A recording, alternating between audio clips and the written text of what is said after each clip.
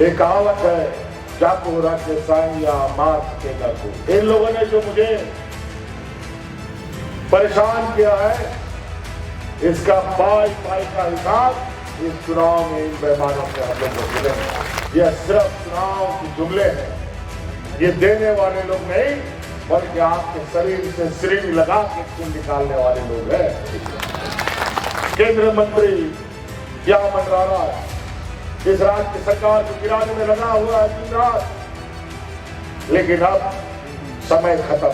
रोटी माटी बेटी की बात करते हैं, क्या बात करेंगे ये बेटियों की? यह असम का मुख्यमंत्री 1 महीना से यहाँ सरकार गिराने का सुपारी ले रखा है। ये वही लोग हैं जो गुजरात में इनकी बातों का सामूहिक बलात्कारी लोगों को जो सजा काट रहे हैं, उनको चुनाव में पेरोल में बाहर निकाल के वोट मांगने का काम करता है। और बेटी का बात करें, रोटी बेटी बचाएंगे, माटी बचाएंगे, घुसपैठिए का बात करते हैं, हिंदू मुस्लिम का बात करते हैं, लेकिन ये नहीं बोलते कि यहाँ नौजवानों के लिए, गरीब आदिवासी मूलवासियों के लिए वो क्या कर रहे हैं। अभी हेलीकॉप्टर उड़ान के दौरान एक तो ऊपर में उड़ता है, एक तो नीचे उड़ता है, और बीच में हम उठते हैं। गया पूछा कर रहा, अब कोई बात नहीं, उड़ते रहो, तुम लोग सब उठा के पटकेंगे। किसानों ने आत्महत्या की, उसका गवाह हम भी। और उसी समय हमने संकल्प दिया था कि आप डबल इंजन को इस राज्य में रहने नहीं देना होगा, नहीं तो ये राज्य बर्बाद हो जाएगा।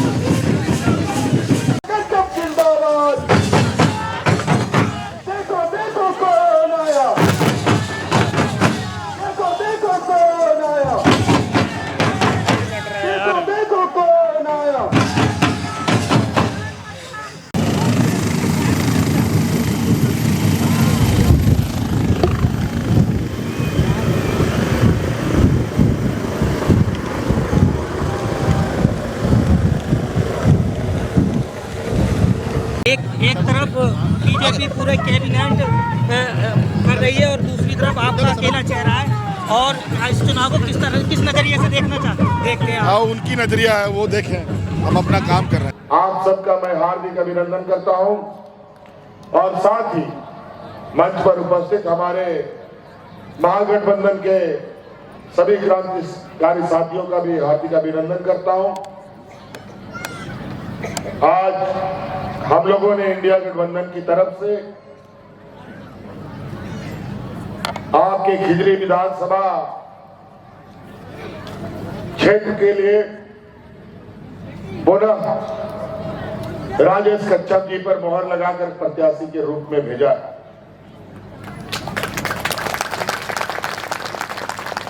आज राजेश कच्छप जी के ऊपर सोनिया गांधी जी का आशीर्वाद है, आदरणीय गुरु जी का आशीर्वाद है, लालू जी का आशीर्वाद है, वाम दलों का भी समर्थन इनको प्राप्त, और सभी मिलकर पूरे राज्य में एकजुट होकर फिरका प्रस्तावों के साथ राजनीतिक लोहा लेने के लिए तैयार। एक तरफ पूंजीपति व्यापारियों की जमात, दूसरी तरफ आदिवासी, दलित, पिछड़ा, अल्पसंख्यक समूह, गरीब, किसान, मजदूरों का एक हुजूम। आज इन दोनों के बीच में ये राजनीतिक प्रतिस्पर्धा बड़ी कड़ाई की और मजबूती के साथ हो रहा है। अभी लगभग हम आधा दर्जन कार्यक्रम करके घोड़ा पलामू प्रमंडल से लेके कुल्हान प्रमंडल से लेके हजारीबाग से होते हुए अभी हम आपके बीच खिजरी पहुंचे हैं और चारों तरफ उत्साह है, चारों तरफ। कई जगह तो हमारे विपक्षों ने मेरे पीछे इतने सिपाही दौड़ा रखा है। अभी हेलीकॉप्टर उड़ान के दौरान एक तो ऊपर में उड़ता है, एक तो नीचे उड़ता है और बीच में हम उड़ते हैं। गया पीछा कर रहा, अब कोई बात नहीं, उड़ते रहो उड़ते रहो, तुम लोग सबको उठा के पटकेंगे। और 5 साल इन लोगों ने जो मुझे परेशान किया है, इसका पाई पाई का हिसाब इस चुनाव में इन बेईमानों से हम लोग को मिलेंगे। कोरोना में भी इन लोगों ने हमारे साथ भेदभाव किया। 2-2.5 साल तक कोरोना हमारा वक्त खा गया। 2-2.5 साल जब हम आपके लिए काम करने लगे तो रोज टांग खिंचाई, रोज आरोप आरोप, जब नहीं सका तो जबरदस्ती जेल में भी डाल दिया। लेकिन मेरा ये मानना है, जिस राज्य की आधी आबादी का आशीर्वाद सरकार पर हो, हम पर हो, जिस राज्य के गरीब गुरुआ बूढ़ा बुजुर्गों का आशीर्वाद अगर सरकार पर हो, किसान मजदूरों का आशीर्वाद सरकार पर हो, तो सरकार का कोई भी बाल बाका नहीं कर सकता। और आज इसीलिए फिर से आपके सामने हम खड़े हैं। नहीं तो ये लोग सालों साल तक लोगों को जेल में डाल देता है, निकलने नहीं देता, आरोप पे आरोप, आरोप पे आरोप लगाते हैं।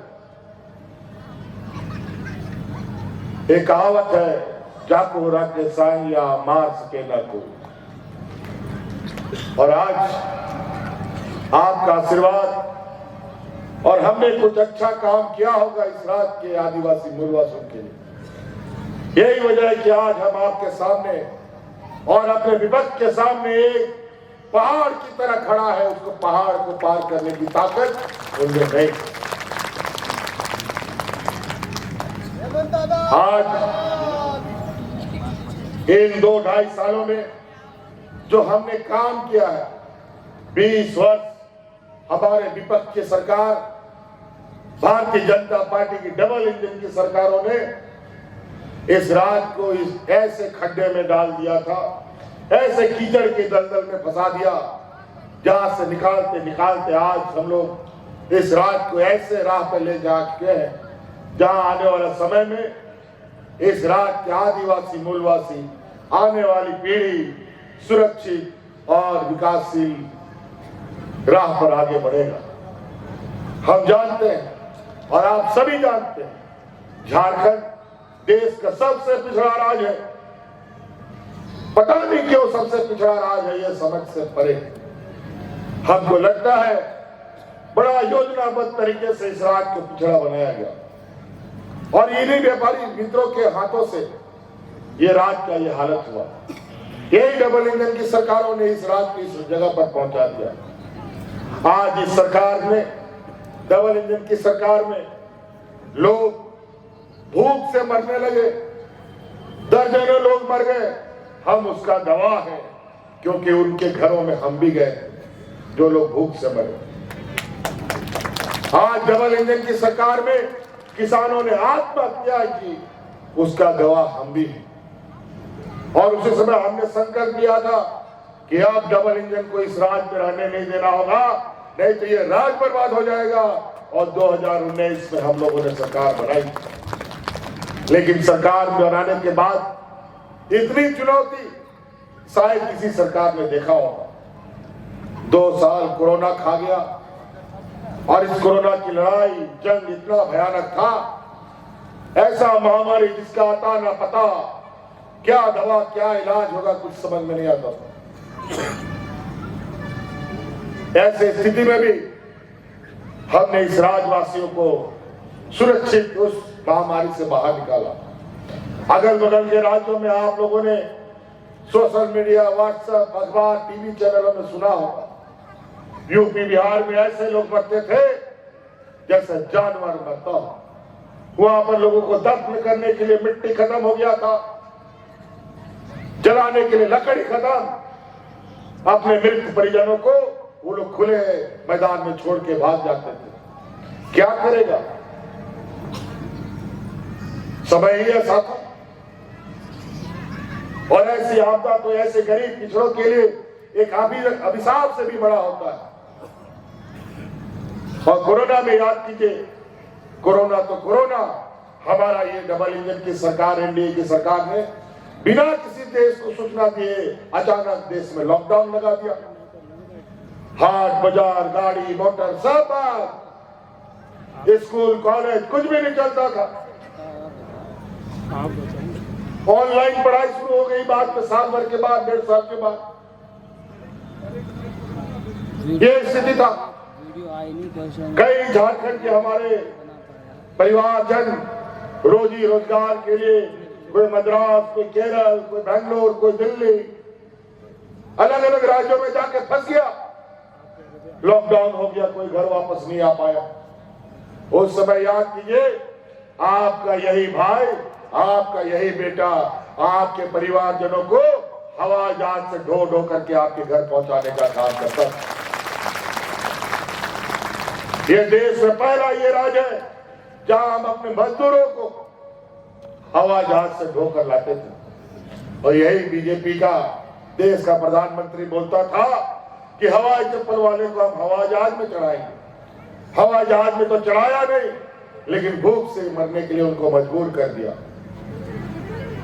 कोरोना का हालत ऐसा कि अगर उसको याद करें तो रूह भी कांप जाए। और जब सामान्य होने लगा जीवन,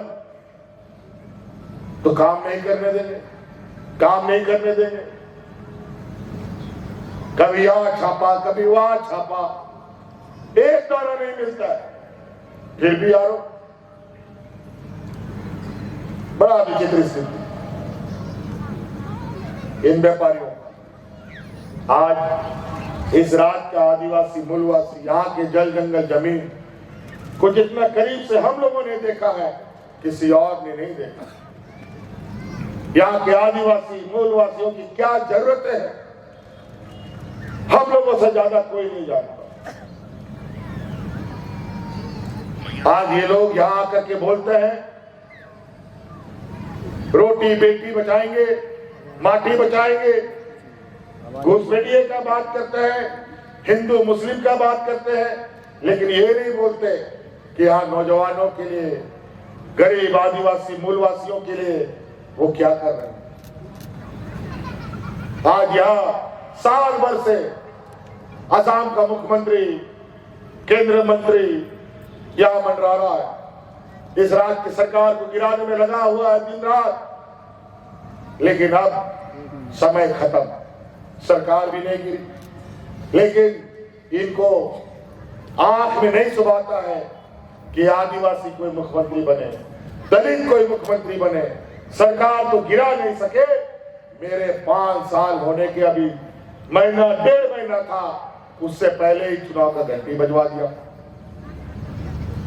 क्यों, क्या जरूरत था?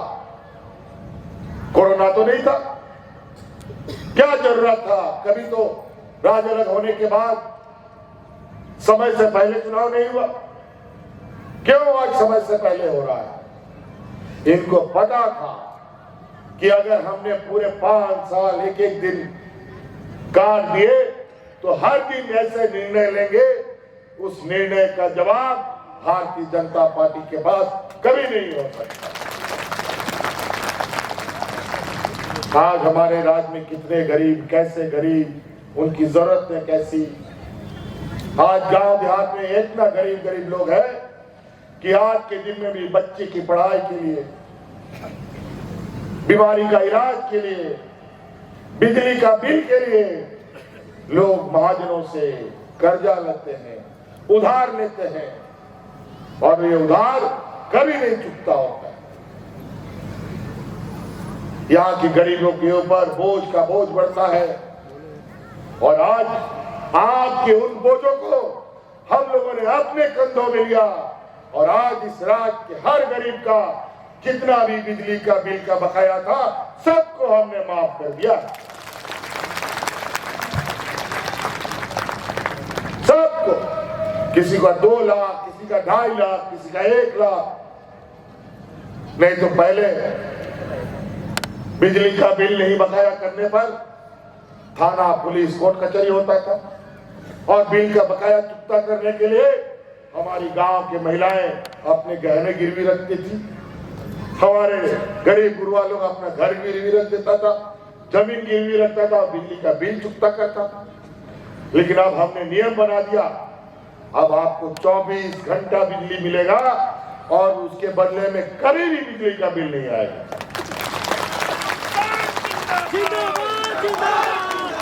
क्योंकि आप सब लोगों का 200 यूनिट बिजली हमने फ्री कर दिया है। बिजली का बिल माफ हुआ कि नहीं हुआ? आपका बोझा घटा कि नहीं घटा? चलिए, तो हमको भी ताकत दीजिए, इससे आपके लिए काम करने में हमें ताकत मिलती है। आज कई ऐसे गांव देहात हैं जहां के लोग, आज का गरीब गुरुआ ऐसा है, शहर में भी कई लोग हैं, अगर एक दिन मजदूरी नहीं करेगा तो उसका घर का चूल्हा भी नहीं जलता, पूरा परिवार को भूखा सोना पड़ता है। आज हर गरीब के प्रति हमारी संवेदना है। आज कई ऐसे चीजें जहां हम लोगों ने एक ऐसा मील का पत्थर, एक लकीर खींचा है जो आने वाला समय में इस राज्य के लिए मील का पत्थर साबित हो। कोरोना की लड़ाई में हमें कई कुर्बानियां देनी पड़ी। हमारे हाजी हुसैन अंसारी साहब, कोरोना उनको साथ लेके चला गया, भाई जगन्नाथ मातो उनको कोरोना साथ लेके चला गया। ये वोट खरीदने की राजनीति करते हैं, ये बोलते हैं गैस सिलेंडर 500 रुपया देंगे। इनसे पूछो कि असम में कितना रुपया में देते हो, इनसे पूछो यूपी में कितना देते हो, इनसे पूछो बिहार में कितना देते हो, इनसे पूछो उड़ीसा में कितना देते हो। जहां इनकी सरकार है और यहां बोलते हैं 500 रुपया देंगे, कहीं 800, कहीं 900, कहीं 1000 रुपया में ये दे रहे हैं। यह सिर्फ चुनाव की जुमले हैं। ये देने वाले लोग नहीं, बल्कि आपके शरीर से सिरिंज लगा के खून निकालने वाले लोग हैं। बहुत गड़बड़ लोग हैं।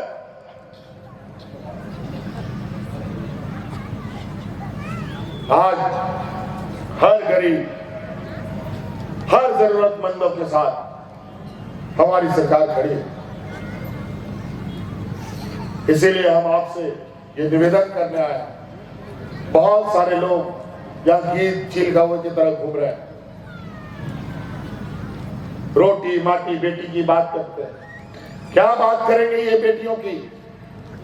ये असम का मुख्यमंत्री 1 महीना से यहाँ सरकार गिराने का सुपारी ले रखा है।